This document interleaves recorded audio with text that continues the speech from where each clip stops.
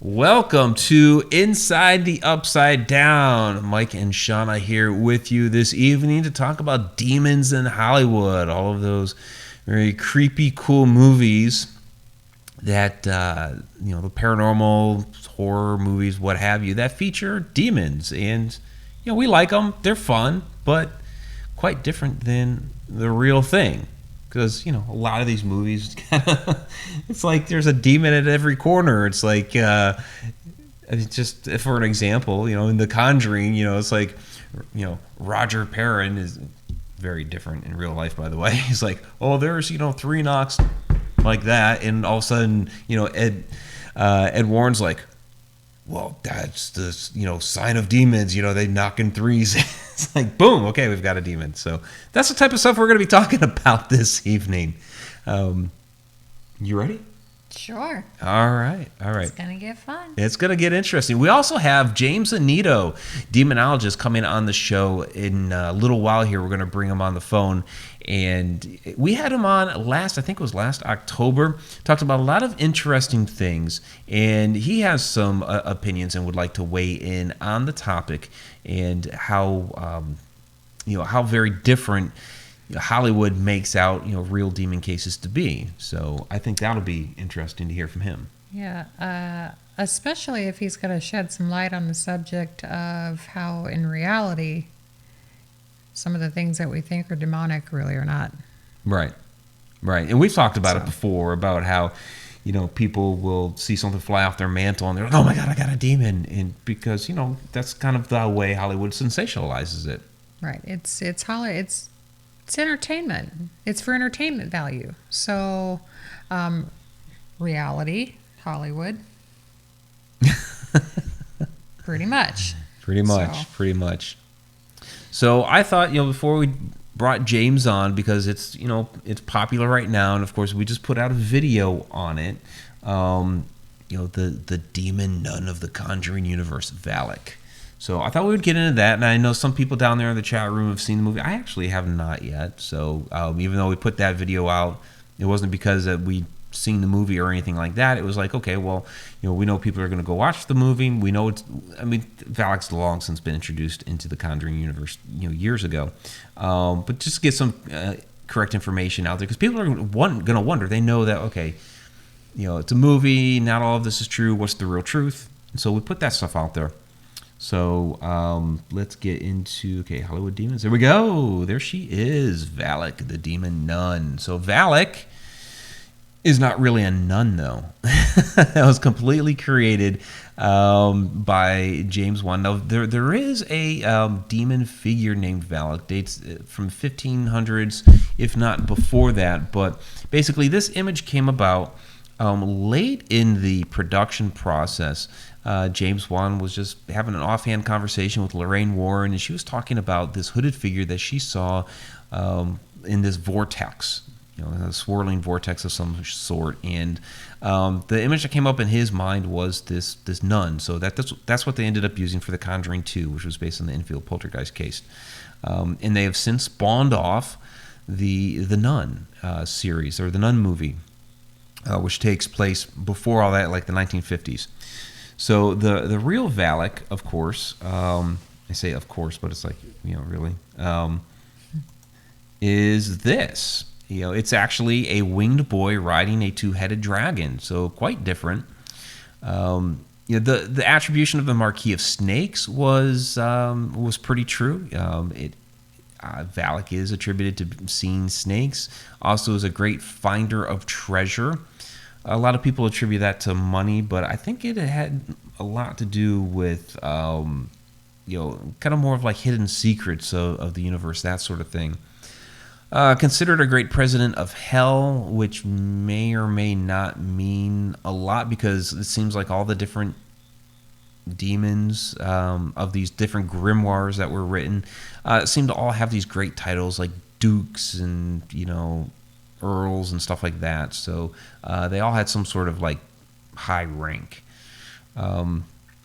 So you have to almost, even with this, take it with a grain of salt. So these come out of these Goetic grimoires that date hundreds of years back into the 1500s. And if you saw the video that we put out, the Friday Night Ghost Frights, on Friday, you saw that, we noted that Aleister Crowley edited one of those, the Lesser Key of Solomon, into his, whatever it was, his Key of Solomon the King, which is basically, it's almost like a monster manual. You think of like a Dungeons and Dragons monster manual of demons. But there's like different evocations that are in there in order to basically try to summon these things. So, again, Shauna and her phone always seems to go off during the show. I'm trying to train the person that calls me on Tuesday nights not to call me during showtime. Just mute the thing. It can wait. So he edited this thing and came out with his own version of it. But you kind of take it with a grain of salt, because like the description that's in there in the 1500s, talking about have the boy having wings like an angel. Well, if you go back 1,500 years before that, or even earlier, 2,000 years, what have you, the original descriptions of angels didn't have wings. So, what are they actually describing here? So it becomes like a mythology, like kind of like fairies when we went through all the fairy books. Yeah, because who sat a fairy down and asked for all this information? I want to know where it all came from. It's very hard to find something that is not lore, legends and stuff like that. To find at the heart of it all. Because what did we see? We assume it was that because it behaved like what we assume or what we've been taught, a fairy would behave like. So if it's, so we want to explore that path. Well, how do you research something whenever you're not sure whether what you're researching is true or not? So until something that looks more like a fairy comes up, then we're just really stuck. Right. So I'm going to bring up part of a Twitter conversation that happened, because I need to roll this person under the bus. But it was something, and I get it. I get where they're coming from on this once I bring it up. So, all right. So their issue was in that video that I said the quote-unquote true story of Valak, the demon nun from the Conjuring universe. So, in other words, the story that the Conjuring universe has put out there about Valak is not true. Valak was never depicted as a nun. The Marquis of Snakes, okay, from what I've heard, and I haven't seen the movie. From what I've heard, though, it has some sort of shape-shifting properties into snakes and stuff like that, which is not part of it either. So that's more stuff that that universe is kind of, taking creative liberty with, which you do as a movie franchise or whatever. So, our point of view was, okay, here's, the true story of Valak the demon, whether or not that is true in and of itself. So, but the point is that the movie is definitely not true. The movie definitely is not true. And so that was my point in this back and forth exchange on Twitter, was that it's definitely not a nun, right? So, so this person and their whole thing, because I used the word true, was there's no conclusive truth to demons, full stop. So to say true story is null and void. It's like saying, let me tell you the true story of fairies. I mean, I already love that. Right.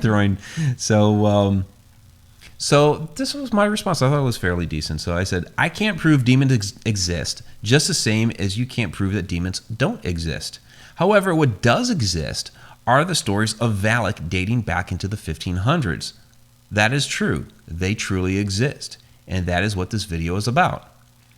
So one of their buddies chimed in with, there are stories of wombles that date back over 40 years, but that doesn't give them credence. I actually have no idea what a womble is. Is it like a pudge wudgie? We're I not don't know. cool enough. I don't know what I it don't is know. either. I don't So, yeah. So I gave them this example. If a movie came out that said Atlantis was a square patch of land in the middle of the desert inhabited by ant people, one would say, no, the real or quote-unquote true story of Atlantis as written by Plato 2,400 years ago was, etc., etc., etc. Pretty basic phraseology. And so that's what we're talking about here. The true story of Valak as it was written 1,500 years or 500 years ago or prior, because they were supposed to be taken from earlier texts. That's where we're coming from on that. So, let's see what you guys have down in here, because we're kind of running, and you guys do like to ask a lot of questions during this show. So, I don't know. Maybe you guys don't have any questions yet. That's all right. So yeah, I think that's kind of. I mean, I have to say this about it. That if you go, I guess I liked the storytelling aspect of it, and that's really what it comes down to is entertainment. And you kind of have to separate yourself from what demons really are, which I believe are quite rare, rather than other people who think they're around every quarter.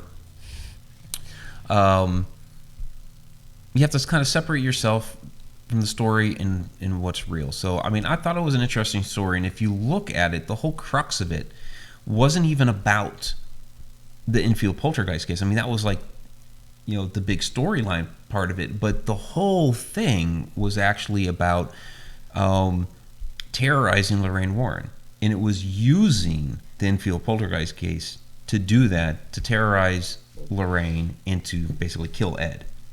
Right. Yeah. So from a storytelling perspective, interesting. So we're going to get into a number of these different types of stories and kind of separating what's Hollywood and what's true. And yeah, not every paranormal thing that happens in your house is a demon. So what is it? It's about 11:07 in the East. I guess we can bring James on. What do you think? Let's bring him on. Let's bring on James. All right. So,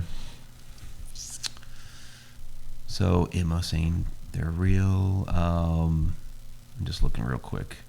So, Carrie Parrish, why would anyone want to be a nun? I mean, think about it. The name says it all. Nun. Hey, I have an aunt who is a nun.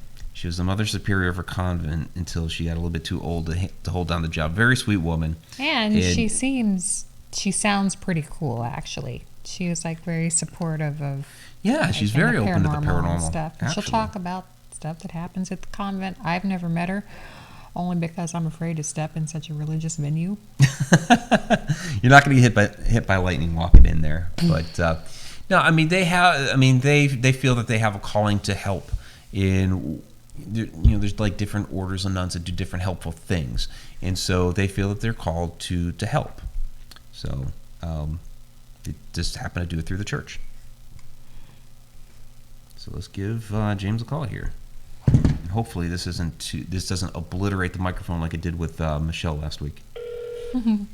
So you guys let us know about the volume down there. How well you guys hear it.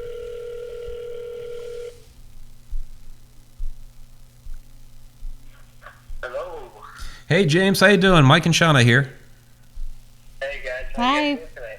Doing pretty well. Thanks for coming on and weighing in on demons in Hollywood. No, definitely. I've seen the topic that you guys invited me to tonight, and I was like, I have to see if this is one to let me get a viewpoint on it, because it's such an entertaining point that nobody looks at really. Yeah, absolutely. So, what's your take? For those who don't know, James is a demonologist. You just recently became a deacon here, right? I did, yes, in July. Yeah. So, and just to kind of refresh, some of the viewers or the new viewers that we have, talk a little bit first about, what exactly it is you do and how long you've been doing it, and then we'll get into your opinion on this subject. Definitely. I've been in the paranormal field for about 14 years, since 14, 15 years old. So I've been investigating for quite a long time, researching the unknown. Demonology, I've been involved with for close to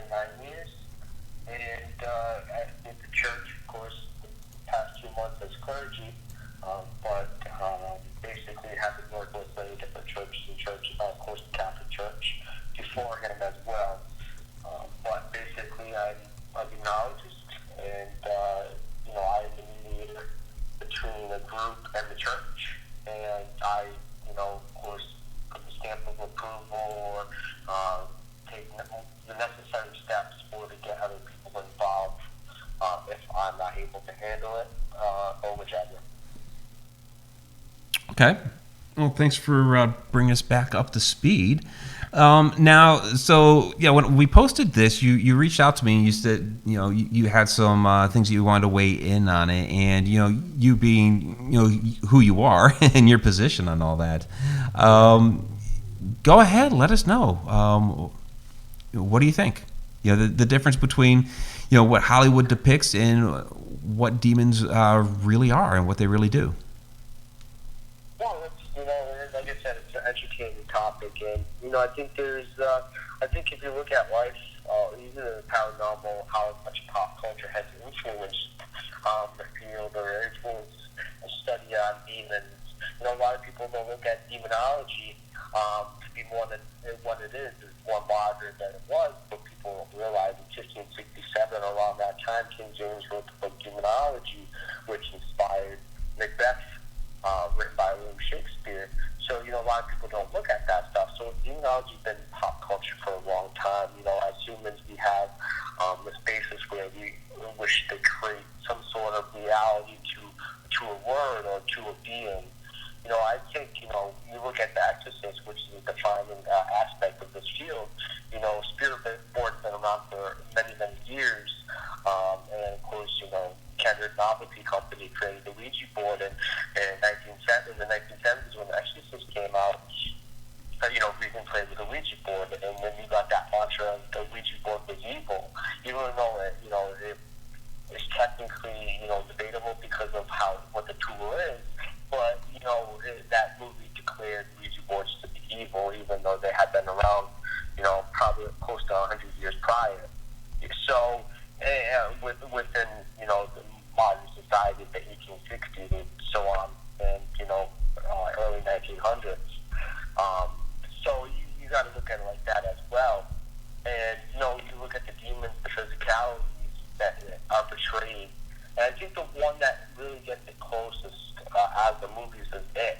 It is not technically coded to be a demon, but it's a dimensional being, which demons technically could be considered.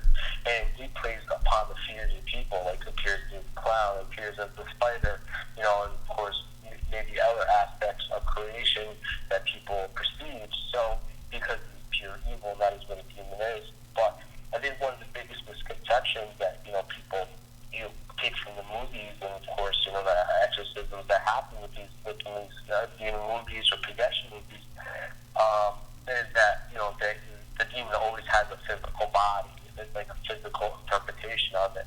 But by literature or by the Bible, whatever you want to incorporate any other major religion in, a demon was always a pure spirit and that never had no physical being.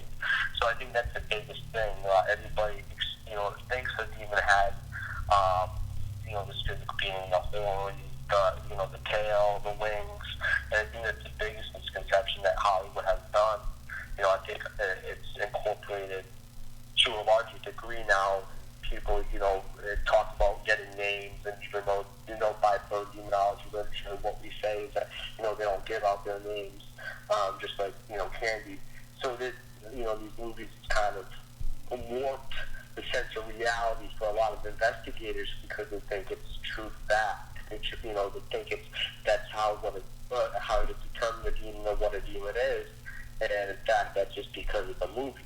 So it's done good and bad, just like television shows have. It's brought more awareness to it because there is, in my opinion, evil that exists, and you can call it a demon, you can call it whatever you want. But so many people think evil more involved than it truly is because of the movies. They think of endless haunting is now a demonic infestation, and the scratching is a demonic repercussion or demon physical attack. So I think that's why it's such an interesting topic, because you look at how much pop culture, like I said in my stating first sentence, is that pop culture has influenced this aspect very much so. Yeah, it's really interesting, and I don't know if there's a way on your end that you can pump up the volume a little bit. I've kind of got it maxed out on my end, which is very different because last week we had Michelle Hamilton way too loud. So go figure that. I'm so sorry. Is that better? I'm on a headset, so it should be decent. Yeah, you would think, but. Yeah, it seems like every depiction of a demon that we get in these movies, I mean, they all look different, but they all seem to have the same function within Hollywood, which is, let's, get inside the person, possess them, and then, we have this crazy exorcism that lasts a couple of days at. And I noticed like during the 70s, like after the Exorcist, like with the Exorcist, and then Amityville 2, The Possession kind of took the same route with let the demon come into me sort of thing. So it seems like we have these recurring themes in the movies. How different is that from reality? Well, I say I've been on close to 400 plus cases, and I always say 5 to 7 cases were really possession. I mean, really true demonic cases, in my opinion, and 3 of those were possession. So the movies, interpret like it happens every day. Poltergeist, I believe the poltergeist possessed little girl, if I remember correctly, even though a poltergeist is, a psychokinetic a kind of creation, and so to say. So I guess it could possess you in some way if you mentally think so. But I think every movie ends in a possession, and that is kind of demon's goal, and a way to bring somebody down. But a lot of cases, are of an infestation or in that possession oppression state, and not in that possession state. I think as much as true possession or perfect possession is the utmost rarest thing, even transient possession, which is the most common that you see in the movies or you hear about, is even much rarer too in key aspects. There's not every time a person dealing with a demon, the rite of exorcism is done in the way people think. There's not exorcism being done on a person and they're convulsing in the chair or whichever.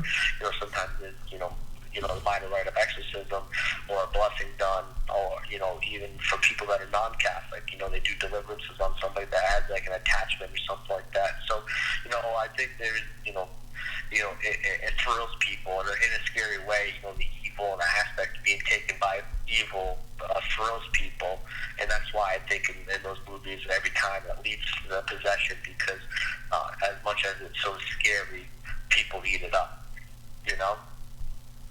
Yeah, absolutely. We do have some questions here from the chat room if you're willing to take them. That's fine. Yeah. From Granny Vapes, I find it sad that Hollywood has made modern humans more and more superstitious. Do you find that to be true? Oh, not really. You call it superstitious, but you think about how human society started. I know people don't like to talk about religions and beliefs and superstitions, but our very first religion is animism, and we branched off from animism. So the spiritual aspect of the superstitious aspect has been around human societies for a long time. You want to talk about some of the leading frontier aspects of civilizations, like as the Egyptians, the Greeks, the Romans, and so on. Before that, the Sumerians, and whatever you want to talk about, any primary ancient civilization or civilization that's been predominant, they're very always superstitious. You think about the Egyptians with the cats. Cats warded off evil. You would send gold if you didn't go over to the afterlife with anything. You kind of going to hell kind of thing. It was very superstitious culture for a very long time. So I wouldn't say it's made it worse. I think it's always been very closely similar. There's different aspects of how superstition has evolved, but I think we've always, as humans, been a very superstitious kind of element in some way, because if you think about how our brain works, we have a part of our brain built on faith.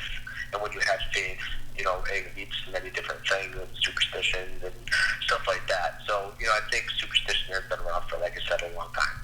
It's not just modern. Well, yeah, and I used to play baseball, and so if you had a pair of socks that you wore 2 games in a row and you won both games, and you were wearing those socks all the time, just stuff like that. Betty Lange is wondering how often you are called to help. Well, I was in seminary, so in seminary I was pretty much on the back burner because I'm still technically in seminary, but I received holy orders. I'm a deacon, so I'm allowed to do a little bit more stuff than I was if I was just a seminarian. So, I wasn't really busy lately. Sometimes that's a godsend because, it really, it's a handful and dealing with people is, scary. That's one thing you could say where we're talking about the movies. It's like the movies. These people are in horror and scared and don't know what to do. So there's that same correlation with the sadness and sorrow. But I'm starting to pick up again. I'm starting to consult on cases, get involved with cases, but there's more of a process than there was when I was doing cases, maybe as a deliverance minister for the Church of Christ, or as on a team. I would deal with lots of cases. You think about it, 400 plus cases in 14 years. It's a long time. A lot of cases, a lot of people I've dealt with. Not just demons, of course, but like negative cases. Just investigations. Residual or intelligent, so it's been a long time. So I tried to do a lot. I try to do a lot of cases, or I give it off to people. But lately, like I said, I haven't really been busy. I just started picking up again because I was able to do so by the church. I have to process as well. So I gotta abide by that. Yeah, and you said something in there that I think that we've tried, Sean, on this show a few different times to make clear that there is a distinct difference between a negative spirit, somebody who may have been a nasty guy in life, something that's malevolent. There's a difference between that and that type of spirit and a demon. Yeah, bad and evil. There's a difference between bad and evil. A lot of people want to put them in the same bubble, but there's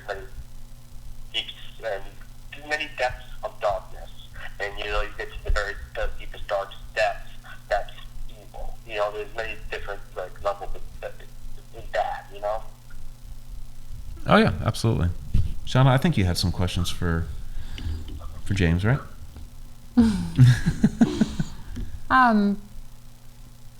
Have you ever been called to a case and say it's mental illness, someone that hears voices or acts out because of schizophrenia or something else to that nature?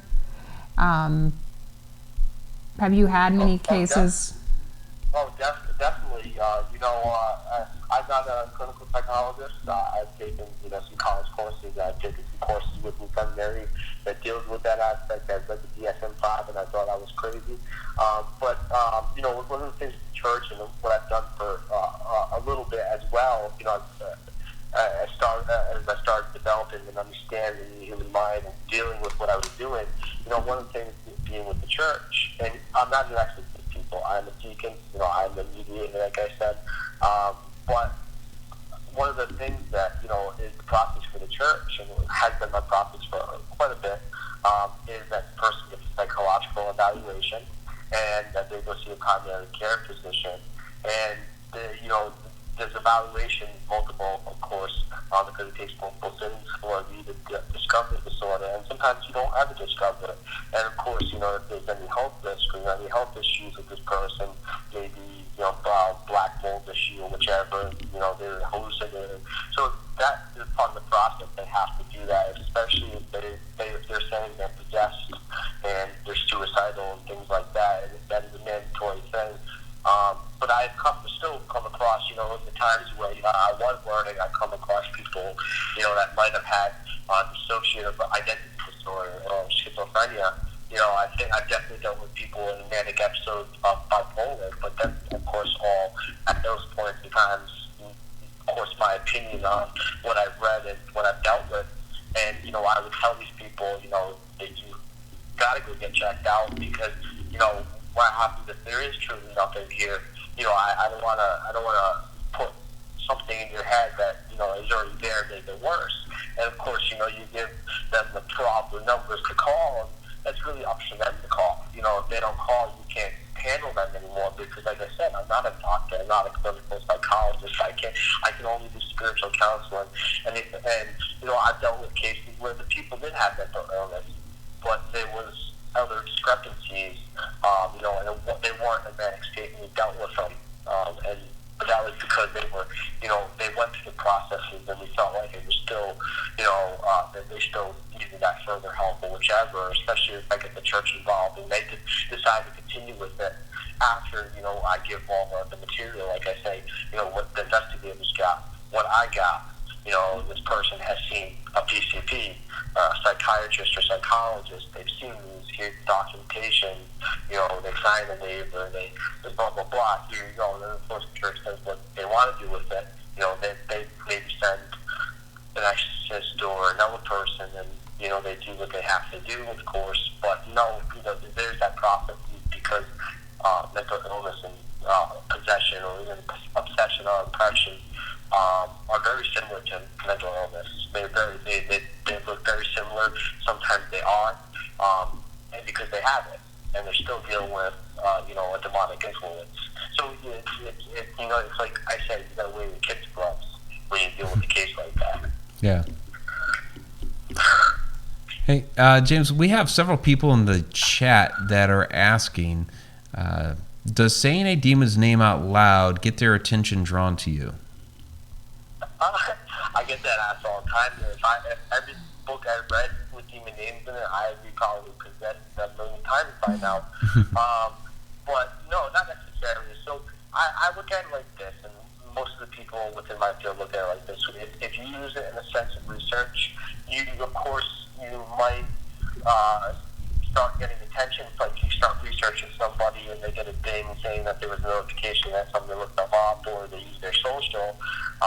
But I really feel there's good intent, but if there's good intent within that research, and there's reasons that you need to learn these names and stuff like that, because it is the field that you're a part of, like myself, then I feel like there's kind of no attraction, no laws of attraction where I'm attracting something negative. If you do it in the negative aspect, and look at the Goetta and you want to start trying to summon stuff and doing stupid crap, then there's that possibility that you might attract something. The laws of attraction, that's what we can go to the law of attraction.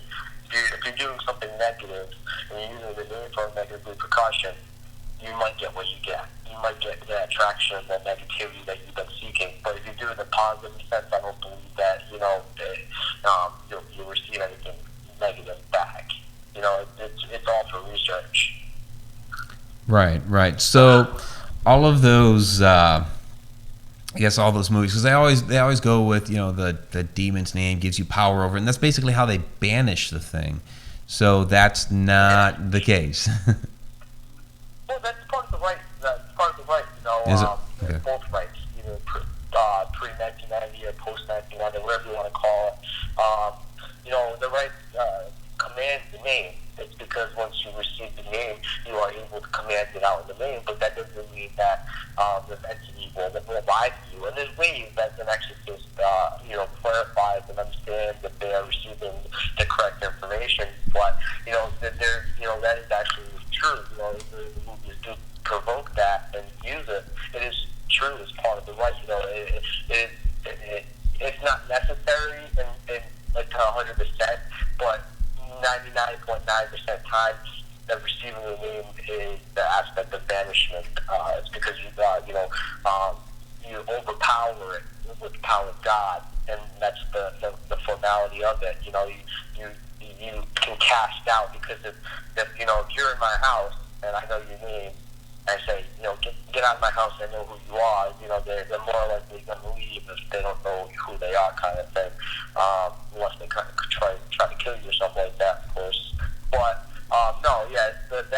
that's true. The names, and the strength of names of banishment is something that's taught. So, that's not necessarily wrong. Okay, all right. Betty Lange is wondering if the devil is considered a demon. Well, most demons demonology is the study of demons, of evil entities. You gotta remember the word demon has been around since Greek. from some Greek mythology, from the word demon, which is a benevolent being. And they used to be, pretty much Zeus's, like, eavesdroppers. They were either malevolent or benevolent. There were some good ones and bad ones. So it really follows through from that terminology, more from that etymology of the word of demon. And was Satan a demon, Lucifer a demon, whichever? Yeah, most people interpret demons to be fallen angels, but I believe there is, beings that are evil that are called demons beyond fallen angels. That's my opinion. People, it's open for debate. I mean, demonology literature has been debating that for a while. But demon, was Lucifer Satan a demon? If you want to technically look at the aspect, he's a fallen angel, so you can kind of running him to that, I guess. In a way, we look at him to be pure evil because he went against God's teaching. If you think about the unforgivable sin, really more pertains to humans, but, unforgivable sin is doubting God or going against God. Right. So Lucifer went against God, so technically he's evil, in some way, because that is the unforgivable sin. So, it's really up to interpretation, I guess, so you could say he's a demon, but not necessarily, he's Lucifer. He's the king of all evil. If you look at it like that, Right. Hey, we have a $10 super chat from Tom McNicholas. Says, surprise, can't hear you guys. I'm on a train, but just saying hello. Well, have a safe trip, Tom, and we will see you in a few weeks. So, yeah.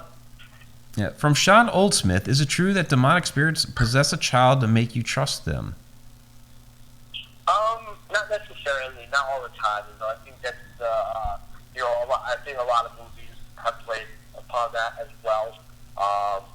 But like I said, a demon usually plays upon your fears, but they also will play upon the pure goodness as well to win you over. And usually they do that first before they start playing the fears. But not necessarily. I think a demon can appear to you however you want it to appear it as, or however it wants to manipulate you. But still, when you're dealing with any kind of spirit, if it's a kid, if it's human, if it's intelligent, if it's non-human or residual, you should be careful what you're communicating to. You don't know what you're communicating to. So, in any sense, be wary. And I try to tell people that, you have to always be grounded, be wary. If a child appears to you, then look at, if you see a true apparition of a child talking to you, like face to face, just, which is very rare, make sure that there's no deformity. I always tell the people the best calling sign, and this is something that should be common knowledge, and I heard it a lot before, is that if a spirit manifests in front of you in a full apparition, there is always going to be a deformation because this demon can't take true form of something non-spirit, by pure spirit. So, like I said, a demon is pure spirit. So there's always going to be some sort of deformality that happens when that person, when that demon manifests. So if it manifests as a child, it's either going to have black eyes, missing finger. It's going to have some deformity that you'll notice.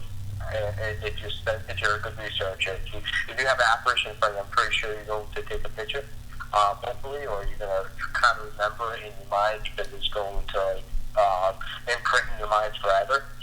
Because I should know sure it was for me, and you'll analyze that. And like I said, there's something missing. Then you be wary because, like I said, you can't take true form of a demon.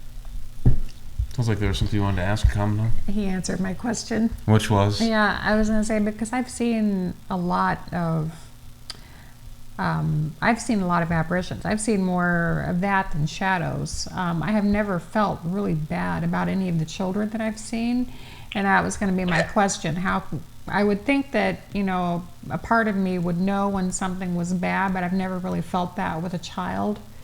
So, yeah. I think it's in the same sense when people think shadow people are evil because it's a black mask. But in demonic cases, there have been a lot of cases actually where there's a shadow figure that is very high in stature. But you got to remember,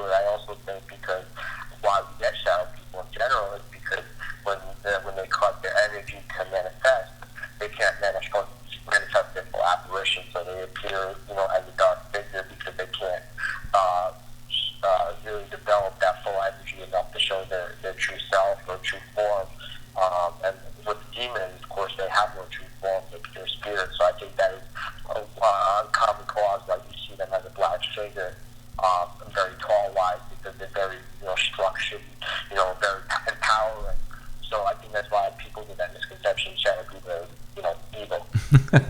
Yeah, I talk about that all the time because there's plenty of interactions with shadow people that I've had where it seems like I've scared them and they've run out of the room. Yeah. So yeah, that's one I talk about all the time. Yeah, not all shadow. I think they're just like people. I personally think that most shadow people are interdimensional beings. I think they're just like people. There's some good and there's some that are bad. Yeah. So we'll take a couple more and then let you go, James. Paul Thunder is wondering what your opinion is on Santa Muerte. Say that again? Your opinion on Santa Muerte? That's the... Santeria and all that? Like, you talk about, like, blood magic? Yeah, down there in, that's really big in, Mexico City. Yeah. So, it's really... Alright, so a lot of people get voodoo, hoodoo, and all that mixed up, and Santeria and all that stuff. They get all that mixed up and they think it's all bad. People don't realize the voodoo church has a lot of Christian roots in it. They believe in God. Right. They do, voodoo magic. So, there's certain things people have misunderstandings of when it comes to certain things that, you could say blood magic and sacrificing and the things that they do down in South America and or Latin America in general is, you could say what it is. The blood magic and the aspect of what they're doing it for. Yeah, if it's for negative intention, then there is negative blood sacrifices out there, and then there's also blood sacrifices the Jews and early Christians did with lambs, or goats called the Holocaust, where they would kill the creature as a sacrifice and then burn it. So it really follows. As a Christian, it follows the same aspect. So it really it's for bad, which all aspects of religion, Christianity, Santeria, hoodoo, voodoo, all aspects of belief have their negative viewpoints and negative aspects of it. Right. There's some good intention in most aspects of religions, and then of course there's some religions out there that are built on negativity and or are, like I said, misunderstood. I think Satanism and Luciferianism is another two misunderstood religions, as I hear all the time as well. Yep. Let's see. Let's grab... Okay. So this is from Phoenix Feather. Do demons have wings to mock angels, like knocking 3 times to mock the Trinity? Well, like I said, remember, demons don't have wings. They're pure spirit. Right. Well, even angels don't have wings because they're that came about through artwork. Angel is just the word for messenger. So yeah, it's right. Yeah, and then they also flying as well is perceiving above, kind of like a higher creature. So as well, but we've got to remember, demons don't have wings because, like both Mike said, and of course the pure spirit application of it.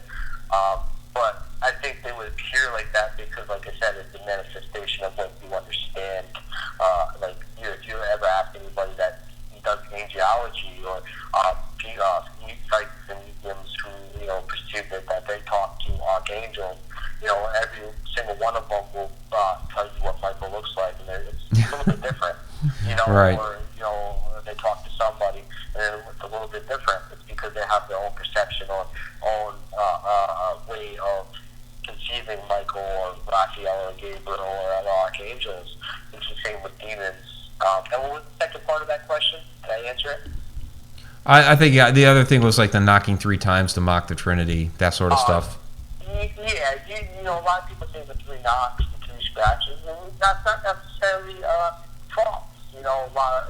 But the 3 knockings can be a telltale sign, but it can also be something intelligent that's doing it to make you scared. You got to remember, if we call these things intelligent spirits or intelligent ghosts or whatever you want to call it, if we call them intelligent, it means it's intelligent. It still has its free will. It still learns. It still understands what you're doing. So if you go to a place all the time and investigating team has been there and primarily been there, they, you know, the way their communication is knocking, it goes to spirit that's intelligent is going to knock back, because it's not stupid. We call it intelligent haunting for a reason.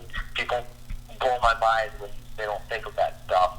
They react to people that kind of talk them. That's why you know you go to certain places, they react to certain equipment, maybe, because guess what? You bring these equipment in all the time, they're going to eventually understand how to communicate with their, learn how to use it. You know what I'm saying? Right. Yeah, and, you know, I know I personally, when I knock on somebody's door, I do it 3 times. Yeah, I do it 3 times. So if I'm a spirit and I'm just knocking because I'm knocking to get somebody's attention, yeah. And we kind of started off this whole show with that example where, you know, in The Conjuring, you know, they walk into the parent home and Roger's describing there was a boom, boom, boom, you know, knocking like that. And Ed is, you know, this is the movie. Ed saying, is it in 3s like that? Yeah. Well, sometimes, you know, it's a mocking the truth. And that's where people get that out of, you know, because it's in these movies like that. Yeah. Let me ask you this, James, before we let you go. Of all of these movies that are out there that depict demons, which one is the closest to the truth?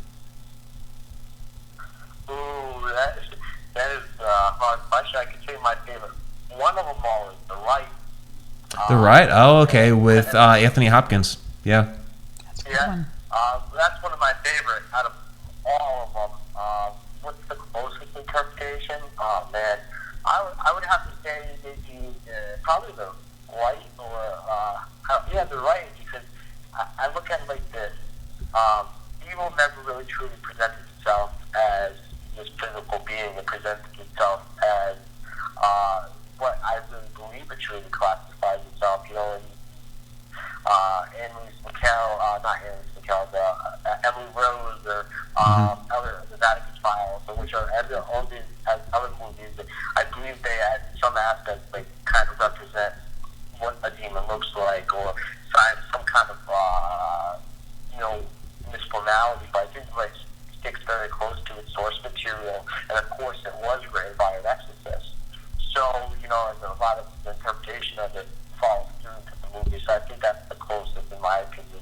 And it's such a great movie. Anthony Hopkins is such a phenomenal actor. Oh yeah, he is. He's wonderful. So, all right, James. Well, thank you very much for joining us on the show this evening. We really do appreciate you coming on and weighing in on this topic. Given that you're a demonologist with many years of experience, so we do appreciate that. No, definitely. Thanks for having me on, and it's a great topic, and I'm glad you guys had me on. I greatly appreciate it. All right, you have a great night. Yeah, you as well. Take care. All right. Well, that was Demonologist James Annitto. Let me go ahead and clean this up a little bit here. And I know that the audio was a little difficult for you guys. I mean, it's funny. Same setup here when we had to do kind of an emergency, get Michelle Hamilton on the phone last weekend because of all the issues that we had with the Skype updates on our end. We finally got it working, but then it wasn't even working on her end, and so we had to get her on the phone. And it's I kept moving the phone away, and it was really loud and very hard for people to, just because it was so loud, for people to hear and understand it. And today it's the exact opposite, where I'm shoving the phone up by the microphone to get it. So, but in case you missed it, not everything is a demon. Not everything is a demon. No. And Zach is not getting possessed during every episode. This is true. And Satan is not talking to you through your spirit box, but that's a whole other story, and I'm not going to go there. So. Yeah, I thought you were going to ask that. I was going to. You were going to. You talked about that before the show. I wanted to ask him so bad what his opinions were on those. Why knowing didn't how you? they truly are programmed, and it's not really a thing, and anybody who knows anything about computers knows how those things work. They're just for entertainment purposes only. People, I'm sorry. I know there's people in the chat room right now. Right. That use them, swear by them, whatever. Stop being so impatient. The paranormal does not happen on demand. Ghostbox will make that happen for you, and I get it. It is sometimes one of the most boring things in the world, paranormal investigating. If you're an impatient person. If you don't understand that it doesn't happen on demand, you're bored of sitting there. It's either too hot, too cold, there's spiders, there's noisy people, there's mosquitoes. Come on, give me a sign. Oh, Spirit box spit a word out at me. Oh my God, it's a ghost. No, it's not. I'm It's really not. surprised you didn't ask me I that. am so sorry, and people can hate me if they want to. And I know there's people in the chat room right now that agree with me, and there's some that are probably going to unfriend me on Facebook, and I don't give one fuck about that. I'm going to be honest. If you believe that that is a legitimate tool,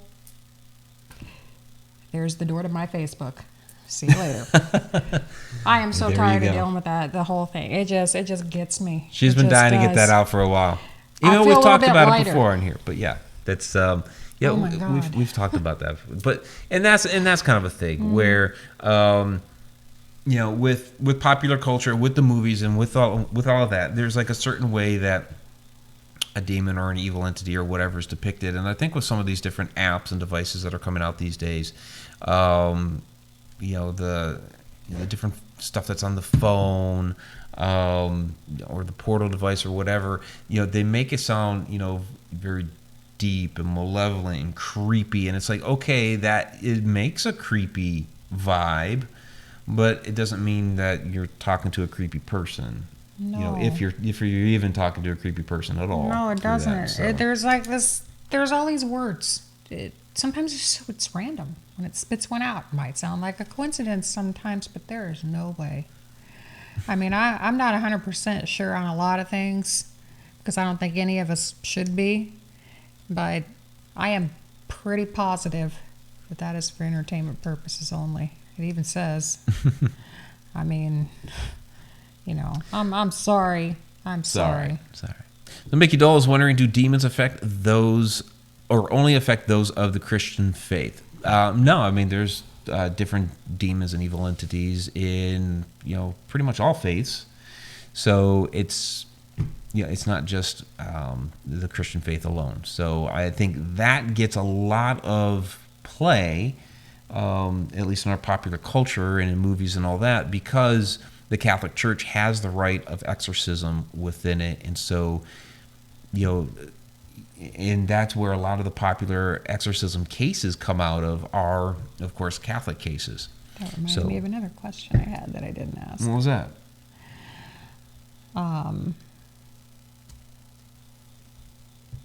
Can just a random human cross somebody over? It's a good question. I don't know how much it has to do with the demon stuff, but yeah, I wonder if anybody had approached him, right. seeing as how he is, but being of religious, faith also, obviously, he said. So, Right. Does he, get approached, to do that? And does some random schmo off the street have that right to do it? No, I don't think they do. And because you went on that, you went on your answer some questions down there, but I'm going to go back up a little bit and finish up here. So Betty's saying, Mike, James was so positive in his views. Thanks for bringing him on. You're welcome, Betty. Yeah, James is a good friend. I'd like to see him come back. Yeah, we'll definitely have him back on. So, and I'd been meaning to reach out to him again anyway, because we had him on last October, kind of leading up in Halloween. It was a great conversation. So I've been thinking about that again. And all of a sudden, when we presented this for Inside the Upside Down, we don't usually bring on a guest for Inside the Upside Down. I think the only guest we've had on before was Sean Gilmore during the Shadow People episode, like almost a year ago. Yeah. So we usually just pick a topic and run with it. So, but he reached out to us and said, hey, I'd really like to weigh in on it. And it's like, yeah, let's do it. Let's do it. So let's see. So Pershawn Oldsmith, can a baby be born with a demonic soul? So no, because I don't believe your soul is demonic. No. I'm going to say no.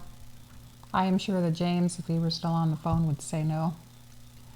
I think for the most part, unless Hollywood says otherwise, we're basically born. I think people try to conduct ceremonies and things like that to try to spawn the child of Satan and all that weird stuff. But I would like to think lying and sinning is a learned behavior. I don't think it's. But they say if someone was an asshole when they were alive, do they come back? Or are they an asshole in the spirit form? But when they come back, maybe they're not. Well, let's put it this way. So James mentioned that a demon doesn't have a form. It's not a human. So therefore, a demon can't be born as a human. Right. It can try to possess one. Can a demon try to possess a baby within a womb? I don't think so. In Hollywood, they can. In Hollywood, yeah, I mean, they'll come out just ripping into the mother and doing all kinds of crazy stuff. And that's the difference between Hollywood and reality. I mean, it's not Rosemary's Baby. No. And I also said, which that one, and a lot of people point to that as like a classic horror movie, and I like slow burn movies, but that one, it's like the slowest slow burn ever. It's all like the entire thing is like a little bit of innuendo here and a little bit of innuendo there, and even at the very end, you don't even really get the payoff. The book was pretty good. Yeah. Little baby born with yellow eyes, forked tongue or whatever, and a black bassinet with an upside down cross for a toy. Yeah, I mean, they did a good job of showing the bassinet in the movie, but as far as the baby, they really stayed away from that. And maybe that's because of when the movie was created. So I was gonna do you ask them, do demons go only after religious or Christians? I ain't a Christian, so I believe in there's something out there bigger than me that connects us all in some way. I believe there's a source that we've all come from. I don't go to church. I'm not a Christian. I don't read the Bible.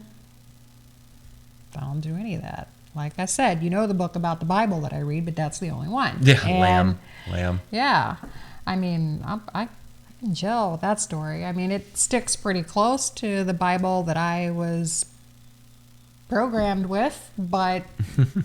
it's an awesome book. Right. I just really love that book so much. But I don't feel like I've ever been attacked by anything bad. But I believe that nothing bad happens to me because I don't want it to. I believe that my faith in myself is strong enough to protect me. That I don't. And I've been okay so far. And we've talked about that. Whatever your faith is, that as long as you truly believe that it's going to protect you, then it will. It could be a varying religion or not, or whatever it is.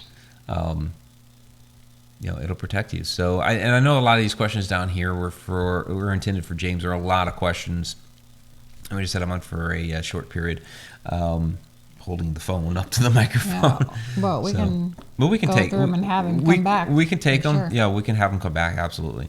And we'll have to figure out the whole Skype thing with him and you and I or whatever, or maybe we have him on the rabbit hole or something, because that's what we did last time was we had him on the rabbit hole. Yeah. So from Dawn, do you think murderers and serial killers are possessed by a demon? I think they're just mentally unhinged. Yeah, I think more of them are mental issues rather than demonic possession. I mean, have some of them been? Maybe, but I think it's more of a mental issue. I think maybe some of them were treated badly, scarred emotionally as a child, or a product of their environment. Right. Yeah, and I know a lot of people don't like to, go in either one of those. It's funny. It's like a lot of people don't like to go down the, it's a mental condition route, and that's why they became a serial killer. And some people don't like to go down the route of they're a product of their environment. It's like each case is different, and I think depending on the person, either one of those plays into it. Right. So let's stop shying away from it and just say, hey, this particular person, this particular serial killer, product of the environment. Eileen Warros, I think she was a product of her environment. Mental issues, Jeffrey Dahmer. So I think it's a little bit of both. So let's see. So from Betty, if a person gets possessed, will it always be a demon? I don't know if a human... Well, there's a difference. Okay, so like if a human spirit is trying to communicate through a person, we generally call that channeling, not like a possession. Yeah. So I think a possession is more to it's not even like completely take over the entire person or whatever. It's Schizophrenia is kind of like a possession in that sense. yeah, But they're being possessed by their mind. right. It's not a demon. It's just another personality. It's just chemically stepped in, so to speak. From Nadu, Nado. Okay. For Na. Do demons ever visit in dreams? I think so. They've never I've had visited demon me. dreams before. I don't know if it was necessarily the demon was visiting me, but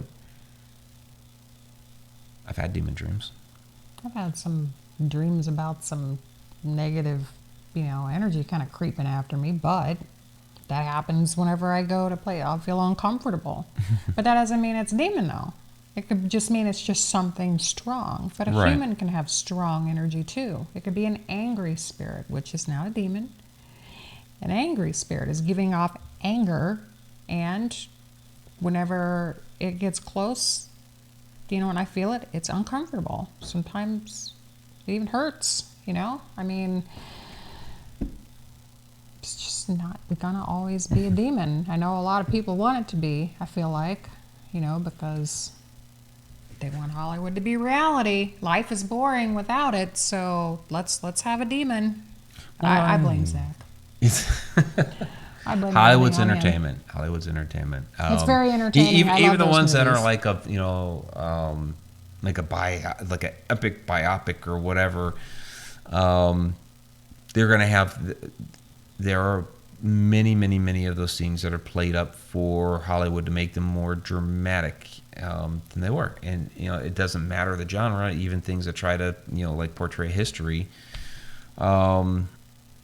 I don't know, like Braveheart, that first big battle that the Scottish won in that movie. They got like this big sweeping field and all this great action and everything, and basically the Scots just beat them over a bridge. That was it. The English were coming up over the bridge, and they were killing them off couple at a time, because the English were being stupid. And, it was kind of a boring battle. It was an important battle for the Scottish, but so stuff like that. They make it more dramatic for the for the audience. So Strangely enough, I do love books like my friend Shane Moore writes some really good books, and it's along that apocalyptic, borderline demonic vein, stuff. James Rollins is another one. Battle good versus evil, and the evil scenes are pretty awesome. I love that kind of stuff. And I like watching it more than I like to watch slasher films and stuff like that. All that. yeah, we stuff. watched Constantine a few weeks back. You liked that? That was awesome. Yeah. I love that genre. But I am 99% sure that not everything is a demon. Yeah. Like I said, I will never be 100% sure of almost everything, because I don't think any of us should be. But I am pretty sure that Zach is the only one getting possessed all the time. And you know what? Someday it's going to happen to him, and he deserves it. He deserves it. At least being honest about it. Hey, I'm just in it for the money and I want to be popular. I get it. But I really think he needs to be careful, because someday he's going to make light of it, and it's really going to happen to him. I'm going to laugh my ass off. Couldn't happen to a better person, I don't think. So Sean Oldsmith asks, "What about Annabelle?"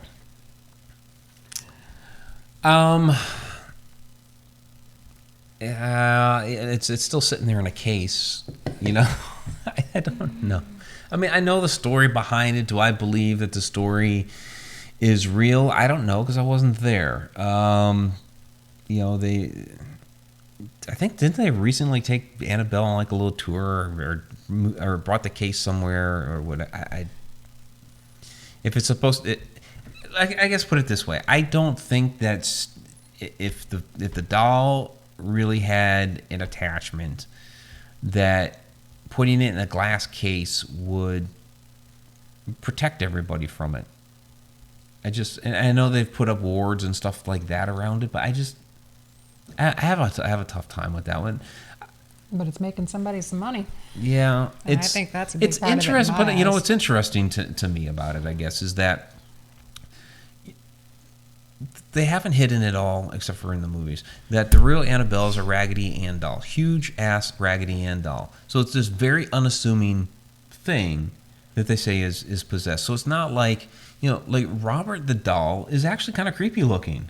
The island of the dolls down in Mexico is really freaking creepy. Yeah, and that story is pretty cool too. Yeah. I'd love to go there. Yeah, so all these really other would. different haunted doll cases, and there's plenty of them all over the world. Most of the dolls are pretty creepy-ish, but Annabelle is very, very unassuming. So I don't know. There might be something there. Yeah. I don't like the porcelain dolls. Like, I think, because it looks like their eyes are just following you no matter where you go, and they have that, stare. I just think dolls are creepy, not because I think they're possessed or gonna be possessed or whatever. I just think they're kind of creepy looking. Yeah. Now in the movies, of course they played up the whole Annabelle thing. I thought Annabelle creation, even though there wasn't really much new brought to the table as far as like storytelling type stuff within there, I thought the twist at you haven't seen it yet. No. The twist at the end was pretty cool in how it played into the other movies. But again, it's not the true story. And if you notice, there was a little cameo by the nun in that. So they kind of hinted at that, which was interesting. But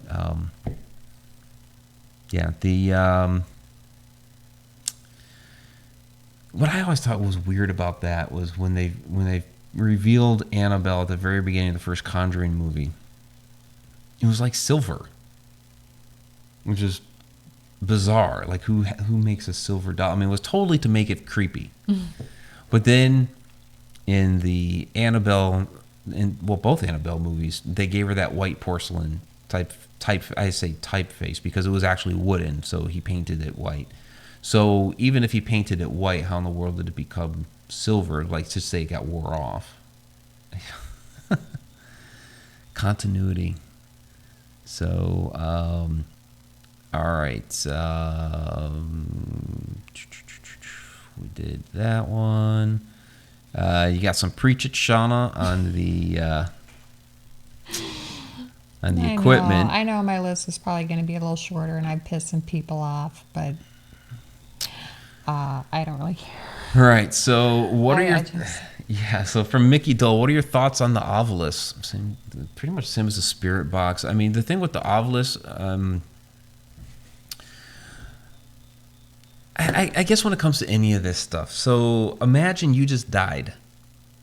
And you want to be able to communicate with a loved one. Is your first inclination really going to be to go to somebody that has this?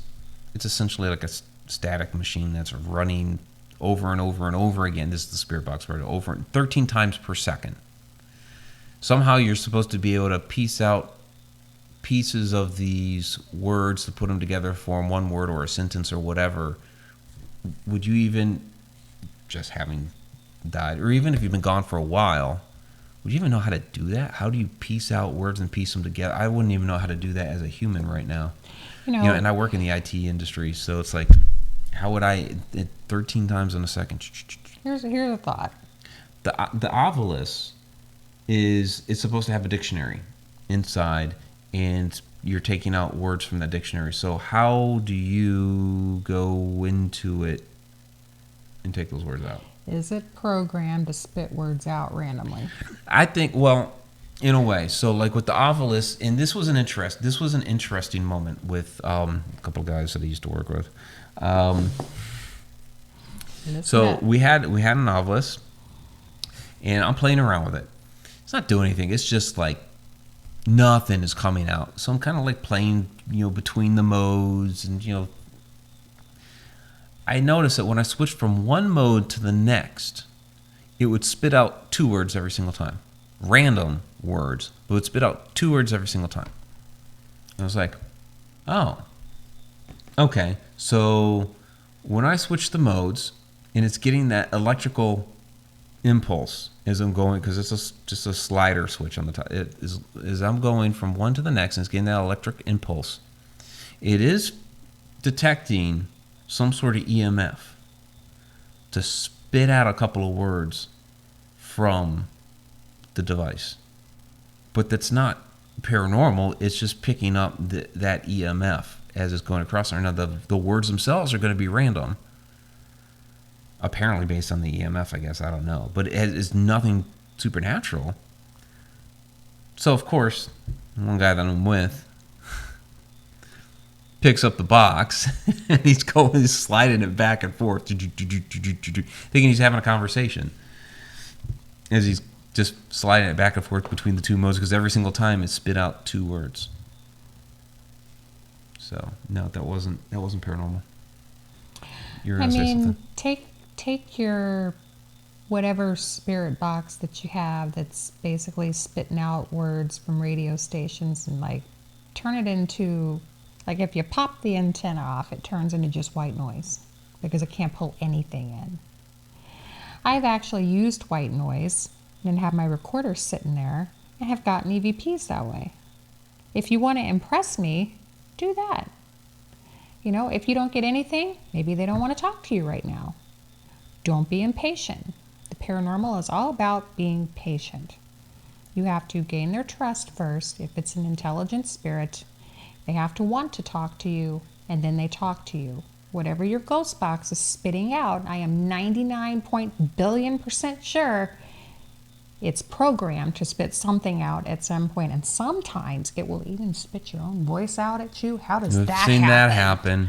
Whoa, man. Seen that happen. That's not true either. I'm sorry. I'm going to lose probably about 100 friends after this. It's just sad to me. It's just so sad. I want people to be interested in the paranormal and the history. Yeah. And, it's actually quite entertaining to me. I would rather sit in a building for 8 hours trying to contact somebody and failing than pull up a box where I know it's not legitimate.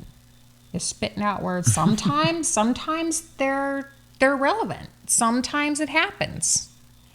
But that doesn't mean that it doesn't mean it's a legitimate tool for evidence. I am going to throw it out every single time. But there's some questions or whatever that we lost because the chat scrolled up too far, so we lost those. I did see a comment in there from Carrie Parrish that said something about a real sensitive doesn't need those devices like that. So it's true. You're the man, Carrie. You know what it's about. That's the kind of people that I like. There you go. That say you don't need all the bells and whistles and all that stuff. There's some tools. We use tools. We do not use ghost boxes, I can promise. We don't use anything that spits words out at you. What we do use is stuff that can actually record things. Or even something that lights up, like a K2 meter. It's not going off, and then all of a sudden something comes around and it goes off. I'm going to stop and think about that. Because what made it go off where it wasn't going off before? Is my phone going off? Is his phone going off? Is someone's phone going off? Yeah. Right. I am more likely to use tools like that, but a lot of times it's just me, him, a camera, a recorder to be able to capture evidence to prove that something happened, which doesn't always happen.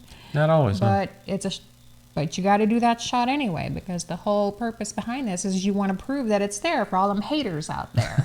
You want to prove that something is there. It's like, well, it's clear, that there's just he and I there. What's this third voice? Where'd that voice come from?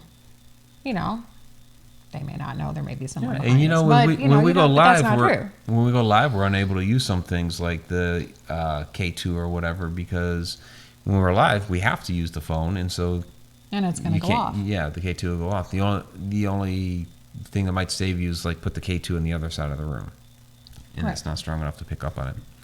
So Donna's saying maybe have James as a guest in the rabbit hole. Yeah, we had him on last year. We'd love to bring him back. Yeah. So Betty's saying, why do people live these movies?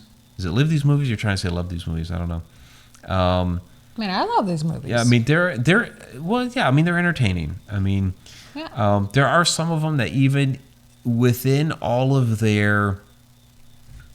all the fluff, all the Hollywood stuff, there are some interesting concepts in there that make you think.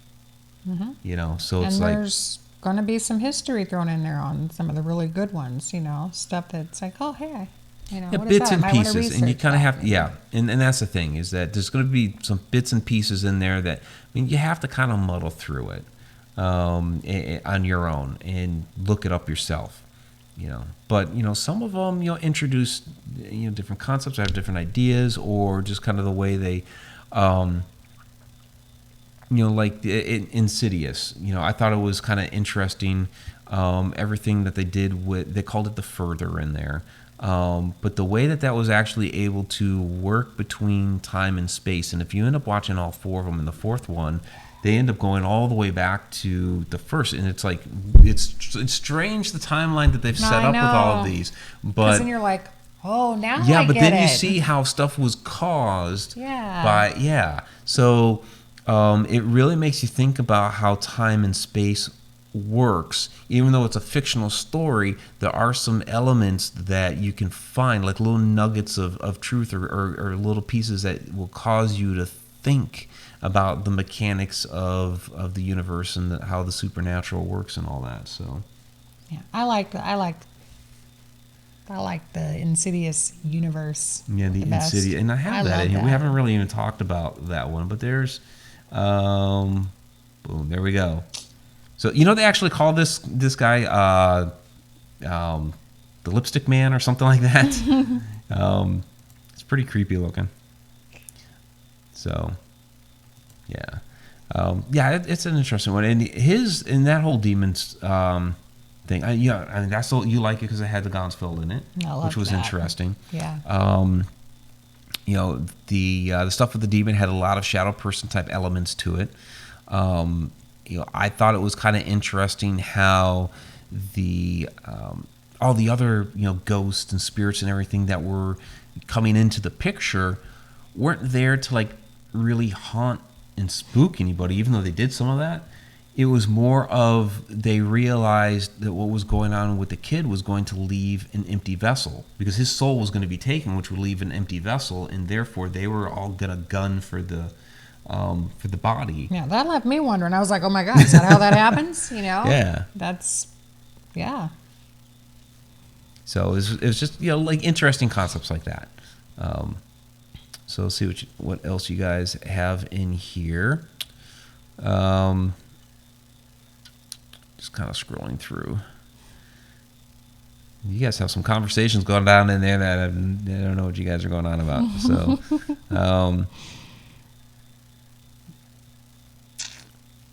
let's see. Pungai Fungi. Japanese manga features some of the weirdest demons ever drawn. Yeah, there's some weird stuff there. Real life manga demon right here. Shauna's demon stomach. This is a nine-tail fox demon from Naruto. Yep. It's a real thing. Oh my God. It's her inner nine-tail fox demon. It's especially entertaining when we're investigating. It's real quiet. And then all of a sudden, it's like, yep, that's me. From Lynn's, they put salt in the Annabelle, or in the case to bind Annabelle. I'm not all certain of all the words that they've put in there to supposedly bind Annabelle. I know that they've done some different things. I mean, if you believe salt will work to bind, then maybe it will. I mean, we use it in cleansing. We use it in cleansings. You and I haven't done a cleansing together, but back in the day when we did some, we were doing the salt on the windows and all that stuff. So yeah, as long as you believe it's truly going to work. So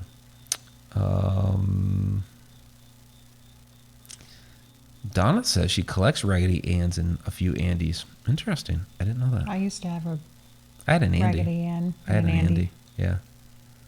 Long time ago. Betty, was Pandora's box filled with demons? There's this author called Gina Showalter, and she has this series called Lords of the Underworld, and I own every single book in that series, and there are a lot of them, and it was totally worth it. Read those, because that's what that's all based around, like Greek mythology and stuff like that. And Pandora was an actual, person, and then she opened the box. Actually, and what let happened loose was, and let loose. Yes, let loose all those. But what was left in the bottom of the box? I was. What was left in the box? I was just hope. Hope. Yeah, there is a demon of hope. Well, in this storyline, though, Pandora was a demon of hope. Yeah. She yes. just reads these books for the sex scenes. No, that is not true. Oh my God, no, that's not true.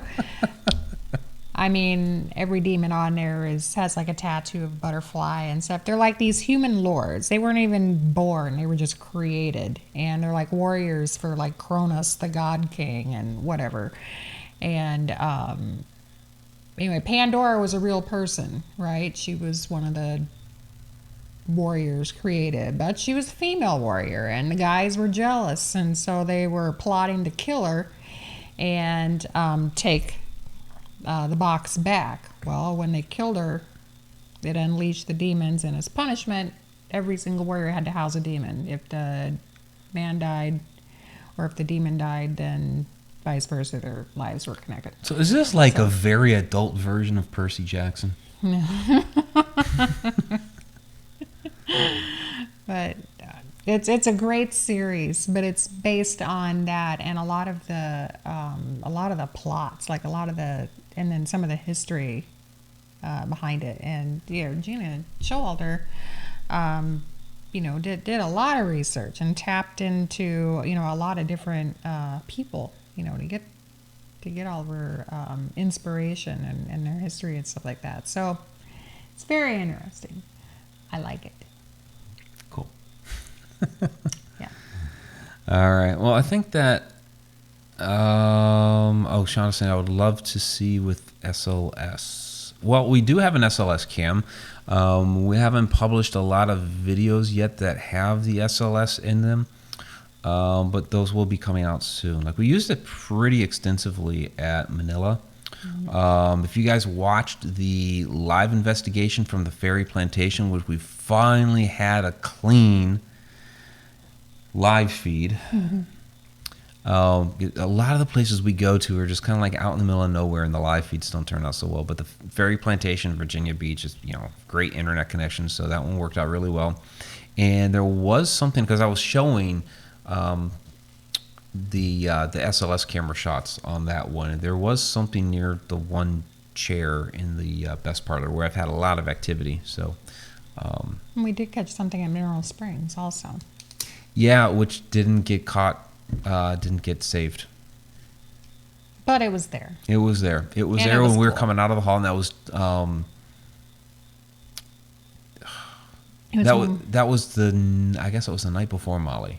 Right. It was around the same room though, because I was in the hallway right outside that room. But we've gotten a lot of activity out in that room before. But yeah, we caught something on there, like peeking through the one doorway.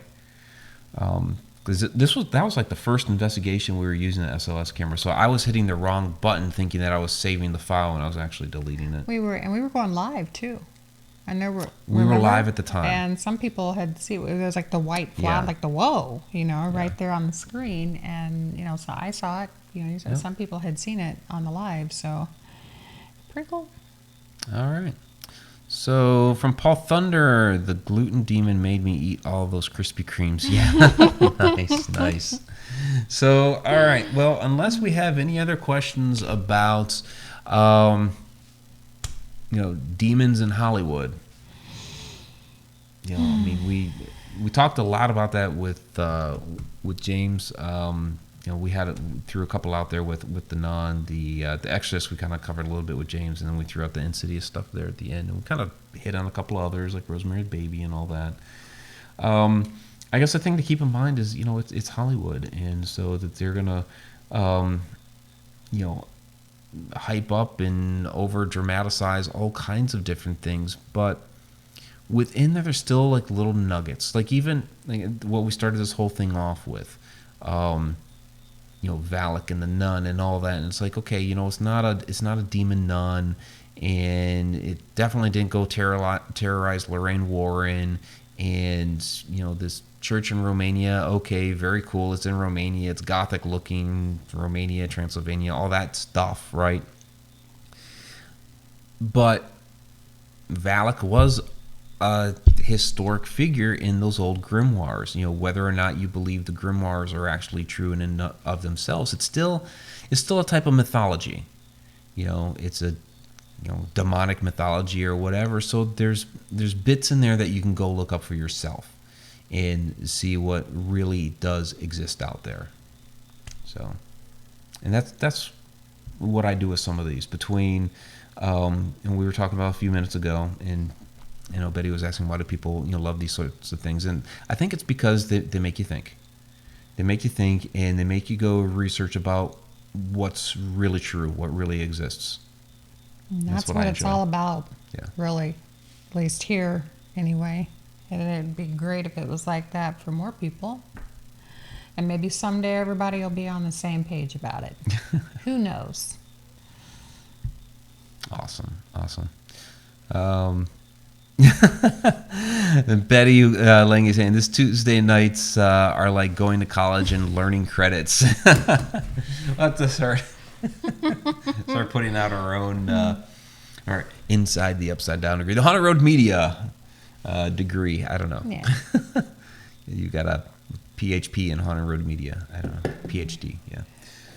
They do have like the Paranormal University and stuff like that. Yeah, and people try to do that, and I have a hard time with it. Like people that go and get a quote unquote PhD in parapsychology. I mean, I knew somebody who had gotten his certificate to have a quote unquote PhD. And yes, I have no problem with people going to a class to learn about those concepts and parapsychology and methods of investigating the paranormal, and we as humans try to classify different things. So okay, I'll learn a classification system that people have done for ghosts and poltergeists and all that stuff. Fine.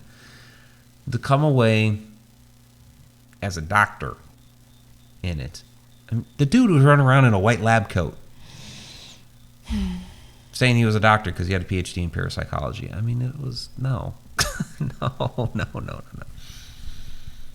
But I would have no problem doing the class, and I've done, through a number of my different talks and, lectures and presentations and all that. Like, from going from shadow people to the relationship between history and the paranormal. The other one was kind of like a nuts and bolts on how to research, which we did as a show here on Inside the Upside Down. In fact, somebody was just asking about it on one of our videos the other day was, how do you guys research the paranormal? It's like, here's this video. It's got like all the nuts and bolts of, the different resources. Mm-hmm. So it's like, I can see putting together classes on that, a class on how do I learn how to research, so okay, so here's the different resources. We'll run through some examples. Let me see you run a couple of searches on how to use Find a Grave or the GIS at a county assessor's office or whatever. How do you look up tax records? Give a little quiz or something at the end. And then for your class project, apply what you know. Here's a topic, go research it. That kind of stuff is interesting to me. And to you, it doesn't have anything to do with any devices or anything, and it doesn't have, but some of that, like if you're somewhere and you hear a voice, who is it? They're not going to tell you. So what do? They don't always tell you. So what do? You research the place where you heard the voice. find out what happened there. And then, go back, find out what happened there. And go back as far as documentation will let you and find out everything that was there. Chances are you'll probably find some documentation on who died there. Well, then you can find out, call out some names. I'm telling you, if you're somewhere and they don't give you a name and you all of a sudden drop a name, activity is much different because they have been found. And they're like, hallelujah, this person can see me, hear me, talk to me, and they know my name. Sometimes it's a good thing. Sometimes it's not a good thing. I don't know, but there you go.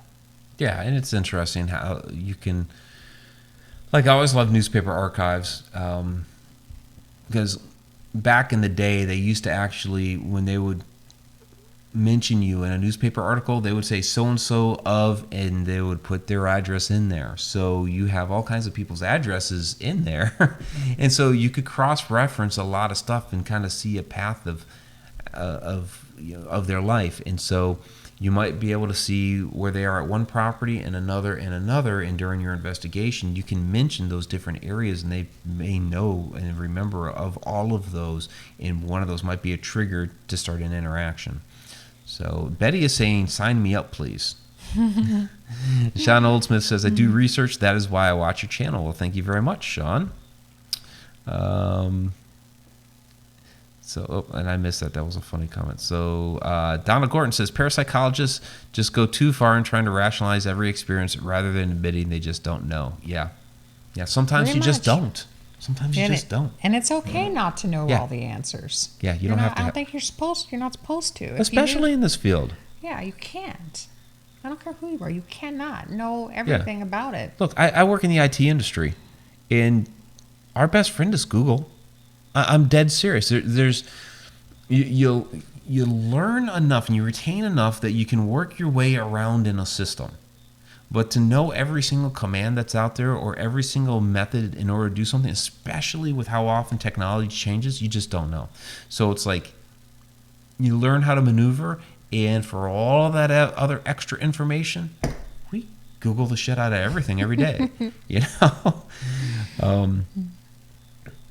That's what it comes down to so often. So, it's okay to admit you don't know, as long as you're willing to admit that, and then take the steps to go find out what you don't know. That's what you do. Because you can't just sit back. Like I couldn't just sit back on my job and say, I don't know, and just not do anything about it. That is lazy. Laziness is not tolerated. Yeah. No. And Betty was saying I was giving a compliment as learning much in a fun group. Yeah, we totally took that as a compliment. Absolutely. Yeah. So, all right. So let's go ahead and wrap it up. We've been going over an hour and a half now. We went from demons to investigating to, we threw them. To me blasting people and probably losing a lot of friends, but that's okay. Yeah, that's all right. From Paul Thunder, what about blood magic? I know, James talked about that earlier, about blood magic, and it's possible some of that was done at Black Bear Church. Does it bring up a demon? It's possible it brought up at Black Bear something nefarious, not necessarily a demon, related to a shadow person. Yeah. It's like with any type of ritual or spell, it's all about intent. And I think that some people don't know what they're doing, and so they end up opening, some type of, there's some type of opening for something to come in, and they don't know how to deal with it. So don't do it just because it looks cool. They did it on TV and that looks cool. Don't do that stuff if you aren't 100% sure what you're going to be dealing with, because you're probably not going to like you get what you ask for, pretty much. B3 Airspace saying, I love these two shows, especially Upside Down. Go Shauna. I got to go now. Groups, hugs, and good vibes to all. Have a good night. Yeah, have a good night, B3 Airspace. So, Carrie Parrish saying, this is my favorite part of Tuesday nights. Well, thank you very much, Carrie. And Karen Whitaker is also out for the evening. She says, Shauna, we still need to go to Zen. I know. Yeah. How about Tuesday? Tuesday. Tammy Heitzman, next HRM shirt. Google the shit out of that. Yeah. Hit me up in Messenger and let me know when you're going to be free again, because I'm free on Tuesdays. All right. So, yes, and everybody's bowing out saying goodnight. That's perfectly fine. Let's go ahead and get to shout-outs.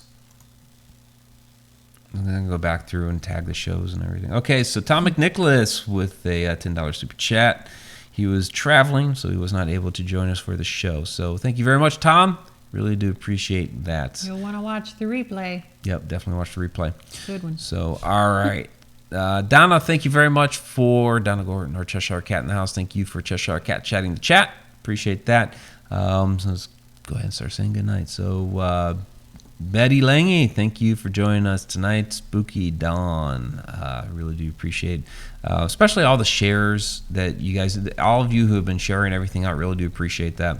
And if anybody out there that's still out there now at this hour that hasn't subscribed yet, please go ahead and do so. Yeah, but all the shares have really, really helped. So we We depend on that now because, you used to be able to invite 500 people to an event, and now... Yeah, on Facebook. Not so much. So... Not so much. Yeah. So we do appreciate all that. Paul Thunder, thanks for joining us tonight. So appreciate all the different questions. It's been fantastic. Carrie Parrish, hope that phone rings for you. Thanks for joining us tonight. Sean Oldsmith, thank you for all your questions as well. Hagland says good night. Yes, thank you. Good night to you as well. Tenaz1, thank you for joining us tonight. There's Tim Schoen, says appreciate Mike, Shauna, Vanessa, and HRM. Thank you as well. April M. Wimigwans, thanks for joining us again tonight. Let's start scrolling up here and see who we have. Sharon Lane, thank you for joining us tonight. There's Tammy Heisman, thank you as well. Kathy Ciliento, thank you as always. There's Karen Whitaker, you already said goodnight to her. Chipper Terry, thank you too. Always appreciated. B3 Aerospace, we said goodnight to you as well. There's Lens White. Thank you. So, Spooky saying something about Ken Boggle being somewhere. Cool. I love Ken. Ken's a good guy. I like Ken. There's Emma Bezic. Thank you very much again. Have a great night. Sean Gilmore, our winner of the 8,000 giveaway. We need to talk books, since we need to know what we're going to give you, because I don't know what you've gotten before. Let's see, who else? I'm going to scroll back down. So, all right, everybody. I guess that's it for the shout-outs. I know a lot of people were dropping out because it was getting late, so that's fine. All right, everybody, have a great night. Really do appreciate it. Next week, Edge of the Rabbit Hole, Freddie Silva. That's going to be a great time. I'm excited about having Freddie Silva on there. So he is like the foremost expert on like ley lines, energy grids, and all of that. Just like the ancient standing stones and how temples and things like that were all built on them to like extract the energy. And I mean, it's just. If you don't watch Gaia. Well, you can find him on YouTube. And he's on YouTube. You can find this stuff on YouTube. Jeez. Yeah. It's really, really interesting stuff. So he gets into like sacred geometry and all of that stuff. So really, really cool stuff. You're talking to Scarefest. Yeah, it's like everybody's going to Scarefest. Like the Southern Gypsies going to Scarefest. They're like, why aren't you going? I'm like, I wasn't invited. And they're like, well, you need to fill out an app. How am I supposed to know I'm supposed to fill out an app? I don't know where it's at. I think I've heard of it. It's in Kentucky. Oh. Okay. Yeah. I don't pay. I know I should pay attention to stuff like that. It's not far. But yeah, I mean, most everything I go to, it's because somebody's invited me. Hey, we'd like to have you at this event. Okay. So how am I supposed to know? I don't know. Your mic Donna says, don't forget to shout out Adam Tillery. Adam Tillery. Hey, I didn't see his name in there, but okay. Oh, there he is. He's pointing right there. Yeah. Adam lurks. He's always hanging out there. Yep. So, okay, everybody. That'll do it. I'm looking forward to next week. We got a lot Me of stuff. too. Got a lot of stuff to do this week because we're working on the Encounters book. I finally got my edits done for Rob and I's story. Now I got to work on my story. I'm way behind. And Adam's working on the artwork for it. Sweet. Yeah. Okay. That'll do it. You guys have a great night. We will see you next week. Till next time.